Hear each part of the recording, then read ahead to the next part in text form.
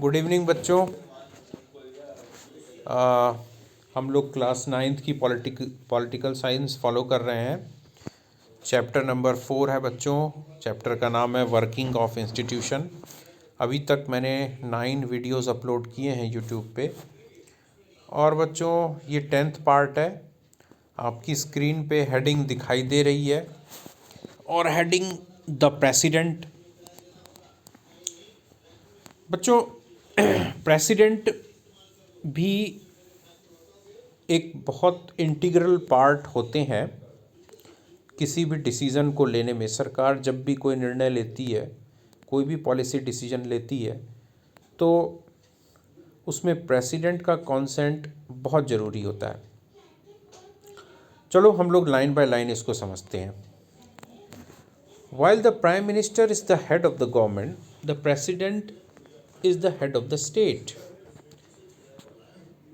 प्रधानमंत्री सरकार का मुखिया होता है तो राष्ट्रपति पूरे देश का मुखिया होता है ना। In our political system the head of the state exercises only nominal powers.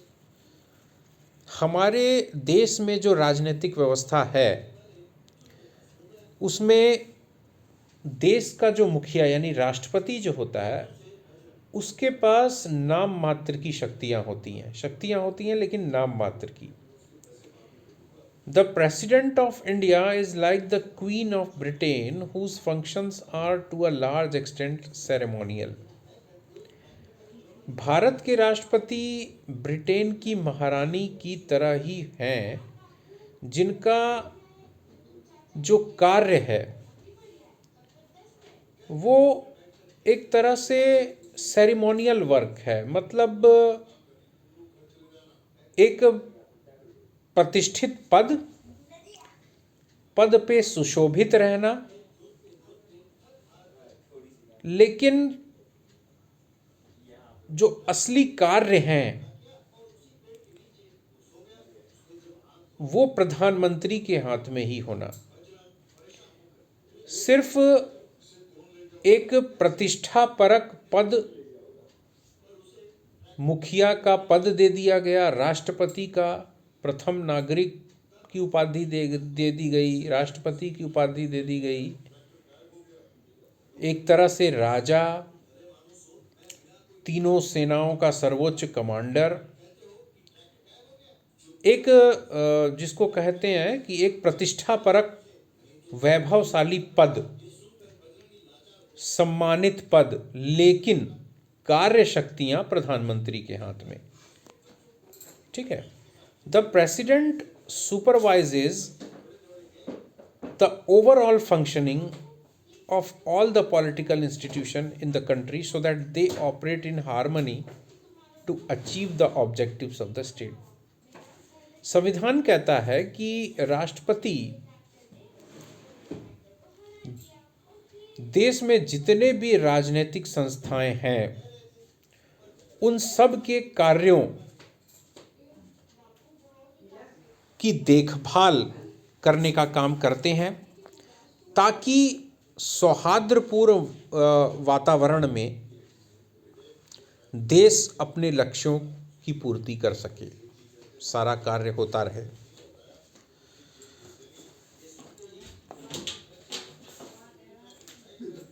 आगे बढ़ते हैं। The president is not elected directly by the people.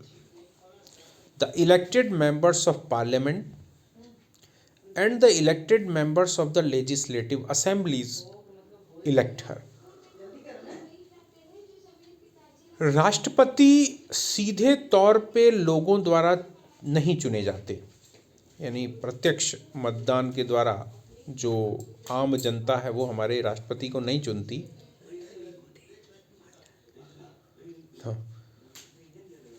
हमारे राष्ट्रपति अप्रत्यक्ष रूप से चुने जाते हैं। तो उनको कौन चुनता है, उनके लिए वोटर कौन होता है? तो उनके लिए वोटर होते हैं मेंबर ऑफ पार्लियामेंट, संसद के दोनों सदनों के चुने हुए सदस्य। इसके अलावा देश में जितने भी राज्य हैं उन राज्यों की विधान सभाओं के चुने हुए सदस्य। ये लोग मिल करके भारत के राष्ट्रपति को चुनते हैं। तो इसीलिए हम लोग कहते हैं कि इनडायरेक्टली इलेक्टेड, अप्रत्यक्ष रूप से निर्वाचित होते हैं राष्ट्रपति। A candidate standing for president's post has to get a majority of votes to win election. This ensures that the president can be seen to represent the entire nation. एक उम्मीदवार जो कि राष्ट्रपति के पद पर प्रतिष्ठित होना चाहता है, उसे चुनाव जीतने के लिए मेजॉरिटी ऑफ वोट्स चाहिए ना, बहुमत चाहिए। ठीक है, तो इससे ये सुनिश्चित हो जाता है कि जो हमारे राष्ट्रपति हैं वो संपूर्ण राष्ट्र का प्रतिनिधित्व कर रहे हैं। At the same time, the president can never claim the kind of direct popular mandate that the prime minister can. लेकिन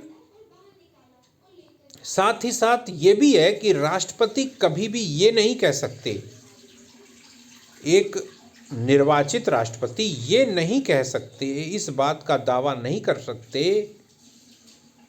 कि उन्हें लोकप्रियता, देश में लोकप्रियता हासिल है इसीलिए वो चुने गए हैं। जैसा कि प्रधानमंत्री बोल सकते हैं, प्रधानमंत्री ये बोल सकते हैं कि मैं लोकप्रिय हूँ इसीलिए मैं प्रधानमंत्री हूँ और लोगों की पसंद हूँ। लेकिन हम ऐसा मान भी सकते हैं कि वास्तव में प्रधानमंत्री एक लोकप्रिय, जिसको जनादेश मिला हुआ है ना, वो प्रधानमंत्री बनता है। लेकिन राष्ट्रपति के लिए हम ये नहीं कह सकते कि उन्हें जनादेश मिला हुआ है, वो एक लोकप्रिय हैं, व्यक्ति हैं और इसलिए वो राष्ट्रपति हैं। नहीं, क्योंकि राष्ट्रपति अप्रत्यक्ष तौर पे चुने जाते हैं। This ensures that she remains only a nominal executive, इसलिए ये सुनिश्चित हो जाता है कि राष्ट्रपति सिर्फ नाम मात्र के कार्यपालक होते हैं। ठीक है, क्योंकि वो अप्रत्यक्ष होते हैं। जैसे तुम लोगों को मैंने बताया था बच्चों, लोकसभा और राज्यसभा, लोकसभा के सदस्य प्रत्यक्ष सीधे तौर पे जनता द्वारा चुने गए होते हैं और राज्यसभा के जो सदस्य होते हैं वो अप्रत्यक्ष तौर पे चुने जाते हैं। इसीलिए लोकसभा की शक्तियां राज्यसभा की तुलना में ज़्यादा होती हैं। तो जो भी सीधे तौर पे आम जनता, आम मतदाता द्वारा चुना जाता है वो ज़्यादा शक्तिशाली होता है। इसीलिए प्रधानमंत्री का पद ज़्यादा शक्तिशाली होता है। The same is true of the powers of the president. If you casually read the constitution, you would think that there is nothing that she cannot do. और बताया मैंने कि शक्तियों की बात की जाए तो राष्ट्रपति के साथ जो शक्तियां लगी हुई हैं उनके साथ भी वही बात है। क्या बात है कि अगर हम संविधान को ऊपरी तौर पे पढ़ें, यानी संविधान का बहुत गहन अध्ययन न करें, है ना, हल्के फुल्के वे में अगर हम संविधान को पढ़ें तो हमको यही पता चलेगा कि अरे राष्ट्रपति के लिए तो कुछ करने को है ही नहीं। राष्ट्रपति तो सिर्फ एक साइनिंग अथॉरिटी है, उनके पास कोई बिल गया उन्होंने साइन कर दिया, बात ख़त्म। ठीक है, all governmental activities take place in the name of the president. जितनी भी सरकार की गतिविधियां होती हैं, सरकार का जितना भी कार्य होता है बच्चों, वो सब राष्ट्रपति के नाम से ही होता है, प्रधानमंत्री के नाम से नहीं, राष्ट्रपति के नाम। इन the name of the honourable president of India, ये लाइन जरूर लिखी रहती है, चाहे वो किसी भी मंत्रालय का, किसी भी मिनिस्ट्री का वर्क हो, कोई भी नीति हो, कोई भी कानून हो, कोई भी ऑफिस ऑर्डर हो, है ना, तो ऑनरेबल प्रेसिडेंट जरूर लगा रहेगा कि उन्हीं के नाम से ये आदेश जारी हो रहा है। All laws and major policy decisions of the government are issued in her name. All major appointments are made in the name of the president. जितने भी नियुक्तियां होती हैं, संवैधानिक पदों पर जितनी भी नियुक्तियां होती हैं वो राष्ट्रपति के नाम से ही होती हैं। These include the appointment of, इनमें किस किस का appointment, the chief justice of India, the judges of the Supreme Court and the high courts of the states, the governor of the states, the election commissioners, ambassadors to other countries, etc. यानी चाहे वो भारत का मुख्य न्यायाधीश हो, supreme court के जो जजेस हैं, न्यायाधीश हैं, हाई कोर्ट के न्यायाधीश हैं, जजेस हैं, राज्यों के जो गवर्नर हैं, राज्यपाल हैं, जितने भी इलेक्शन कमिश्नर्स हैं, चुनाव आयुक्त जिनको बोलते हैं, या विभिन्न देशों में जो हमारे राजदूत होते हैं, सबकी नियुक्तियां और बहुत तरह की नियुक्तियां राष्ट्रपति के नाम से ही होती है। यानी संवैधानिक रूप से वो नियुक्तियां राष्ट्रपति ही करते हैं, लेकिन उसमें स्ट्रांग रिकमेंडेशन प्राइम मिनिस्टर की होती है। यानी प्रधानमंत्री जिनकी सिफारिश करते हैं, राष्ट्रपति उन्हीं के नाम पर मोहर लगाते हैं। ठीक है, तो इसलिए क्या हुआ कि रियल पावर तो प्रधानमंत्री के हाथ में है, लेकिन नॉमिनल पावर राष्ट्रपति के हाथ में है। The president is the supreme commander of the defence forces of India. बताया मैंने, भारत की जितनी भी सुरक्षा सेनाएं हैं उनका के सर्वोच्च कमांडर भारत के राष्ट्रपति ही माने जाते हैं और होते हैं। But we should remember that the president exercise all these powers only on the advice of the council of minister. लेकिन हमें ये हमेशा याद रखना चाहिए कि राष्ट्रपति जिन भी शक्तियों का उपभोग करते हैं वो सिर्फ और सिर्फ मंत्री परिषद की सलाह पर, मंत्री परिषद जो सलाह देती है उसी पर राष्ट्रपति अपने पावर्स का यूज करते हैं, उपयोग करते हैं। The president can ask the council of ministers to reconsider its advice, but if the same advice is given again he is bound to act according to it. राष्ट्रपति एक काम कर सकते हैं, यदि मंत्री परिषद ने उन्हें कोई काम करने के लिए कहा, ये सलाह दी कि राष्ट्रपति, महामहिम राष्ट्रपति आप इस आदेश पर हस्ताक्षर कर दीजिए, तो राष्ट्रपति एक काम कर सकते हैं, वो हस्ताक्षर करने से पहले मंत्री परिषद को वो फाइल लौटा सकते हैं और कह सकते हैं कि आप लोग एक बार इस पर पुनर्विचार कर लीजिए, यानी एक बार और विचार कर लीजिए, कुछ संशोधन कर दीजिए यदि हो सके तो। लेकिन यदि मंत्री परिषद ने बिना किसी सुधार के, बिना किसी राष्ट्रपति की सलाह को या बात को माने, सेम उसी ऑर्डर, उसी आदेश, उसी नीति, उसी कानून को दोबारा भेज दिया राष्ट्रपति के पास कि नहीं आप इसको साइन करिए, तो राष्ट्रपति को साइन करना ही पड़ेगा, है ना। नो इफ नो बट, कोई इफ बट नहीं, राष्ट्रपति को साइन करना पड़ेगा। Similarly, a bill passed by the parliament becomes a law only after the president gives assent to it. If the president wants, he can delay this for some time and send the bill back to parliament for reconsideration. But if parliament passes the bill again, he has to sign it. मतलब अगर कोई, देखो, कोई भी bill, कानून तब बनता है जब उसको, बिल को पार्लियामेंट पास कर देती है, पार्लियामेंट में जो दोनों हाउसेज हैं, लोकसभा और राज्यसभा, उस बिल को पास कर देते हैं। उस बिल को पास करने के बाद बच्चों, वो बिल और वो फाइल जो है वो राष्ट्रपति के पास सिग्नेचर के लिए जाती है, राष्ट्रपति उस पर साइन कर देते हैं, तो वो कानून बन जाता है। लेकिन राष्ट्रपति ने अगर साइन नहीं किया तो राष्ट्रपति ये कर सकते हैं कि वो पार्लियामेंट को वापस सेंड कर सकते हैं, वापस भेज सकते हैं, रिटर्न कर सकते हैं कि भाई पार्लियामेंट को वो बोल सकते हैं कि आप एक बार और रिकंसीडर कर लो, मतलब एक बार और देख लो भाई, आप कोई सुधार हो सकता है तो सुधार वगैरह कर लो इसको। लेकिन अगर पार्लियामेंट ने दोबारा उस बिल को फिर से पास कर दिया बिना किसी सुधार के, बिना किसी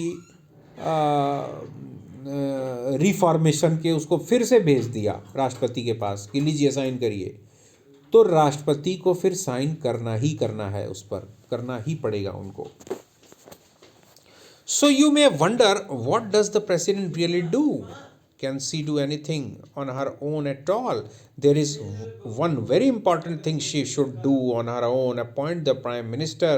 व्हेन अ पार्टी और coalition of parties secures a clear majority in the election, the president has to appoint the leader of the majority party और the coalition that enjoys majority support in the Lok Sabha. देखो, अब हमको ये एक आश्चर्य होता है कि आखिर वास्तव में राष्ट्रपति करते क्या है ना? राष्ट्रपति फिर क्यों है?